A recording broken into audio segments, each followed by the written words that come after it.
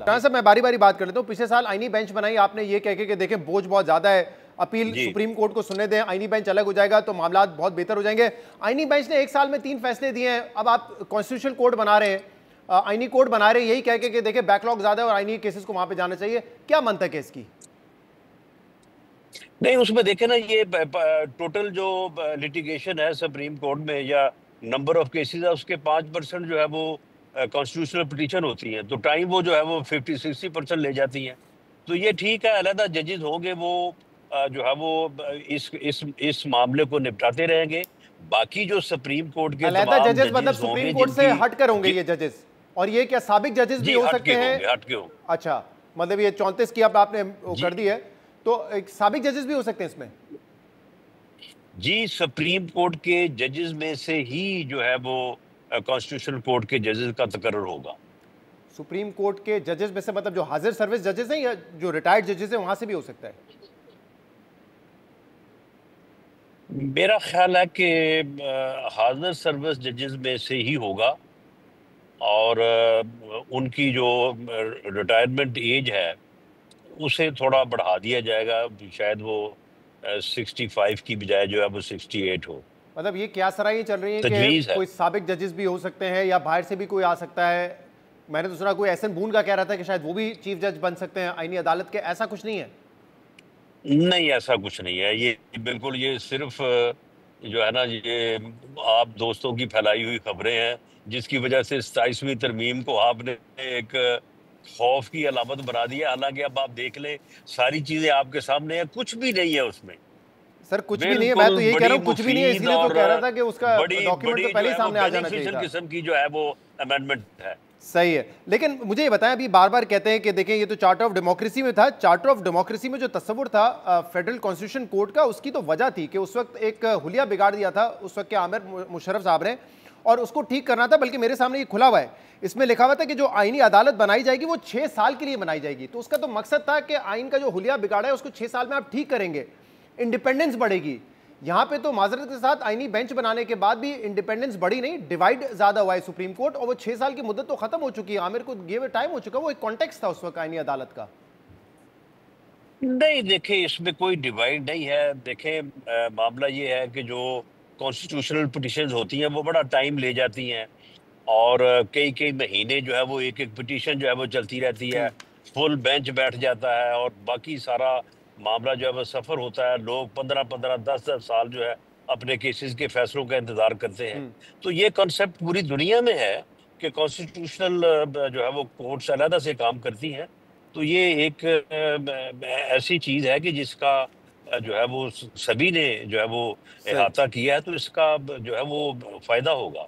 صحیح. اور جو آپ نے کہا کہ 243 میں آرمڈ فورسز کا کمانڈ سٹرکچر ہے, اس کی تبدیلی کی بات ہے, اور یہ کہا جا رہا ہے, بہت سارے لوگ کہہ رہے ہیں آکے کہ یونٹی آف کمانڈ جو وارفیئر کی تبدیل ہو گئی ہے, وارفیئر, تو اس میں یونٹی آف کمانڈ ضروری ہے, اس لیے تبدیلی ہونے جا رہی ہے. لیکن تبدیلی کیا ایگزیکٹلی ہونے جا رہی ہے کسی کو پتہ نہیں ہے. رانا صاحب آپ نے تو دیکھا ہوگا ڈاکیومنٹ, کیا ہونے جا رہا ہے اس میں؟ دیکھیں یہ ڈرافٹ سامنے آنے کے بعد جو ہے وہ پھر ساری صورت جو ہے وہ سامنے آ جائے گی. لیکن یہ میں پورے وثوق سے یہ بات کہہ رہا ہوں کہ یہ جو ہے وہ آرمڈ فورسز کے جو انٹرنل ان کا کمانڈ سٹرکچر ہے یہ اسی کے متعلق ہے. جو یہ دوسری افواہ بازی ہو رہی ہے نا کہ جی وہ کوئی آئینی رول ہوگا, یہ ہوگا, وہ ہوگا, ایسی کوئی بات نہیں ہے.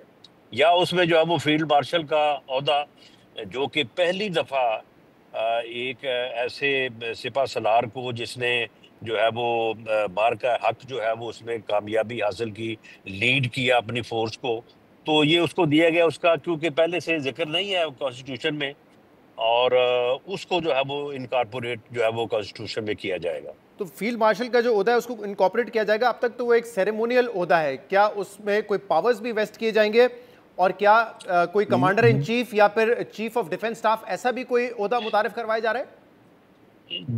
جی, فیلڈ مارشل کا عہدہ جو ہے وہ یعنی اعزازی اور سیریمونیل ہی ہوگا, اور وہ یعنی ایک عزت, ایک آنر کے طور پہ ہوگا.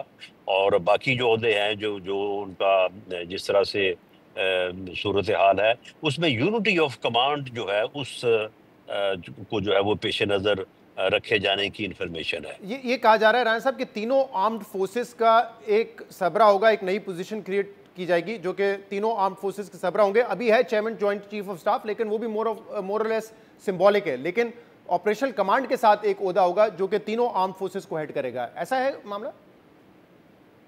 دیکھیں یہی چیزیں جو ہیں جو ایکسپیرینس ہوا ہے، کیونکہ عصر حاضر کے جو وارز ہیں ان کے جو تقاضے ہیں، اب یہ ویسا کنونشنل اور روایتی معاملہ نہیں رہا۔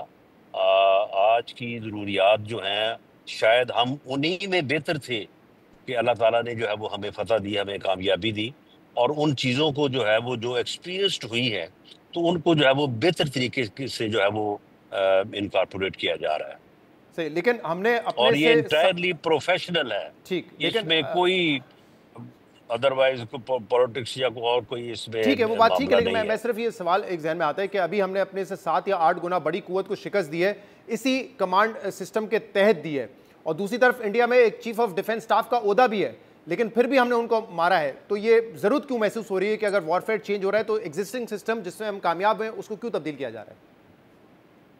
دیکھیں اس میں جو یونٹی آف کمانڈ جو ہے وہ جس کا مظاہرہ جو ہے وہ ہوا اس مرتبہ، اور جو لیڈرشپ رول جو ہے وہ آرمی چیف نے ادا کیا، تو یہ ان کی اپنی ڈائنامک پرسنالٹی کا جو ہے وہ خاصہ تھا، لیکن شاید جو relevant regulation rules and constitution ہے اس میں جو ہے وہ اس طرح سے نہیں تھا، تو اس کو جو ہے وہ اس طریقے سے جو ہے وہ جو ایکسپیرینس ہوا ہے صحیح، تو اس کو جو ہے وہ بہتر طریقے سے جو ہے وہ اس کو جو ہے وہ ان بلیک اینڈ وائٹ لایا جا رہا ہے۔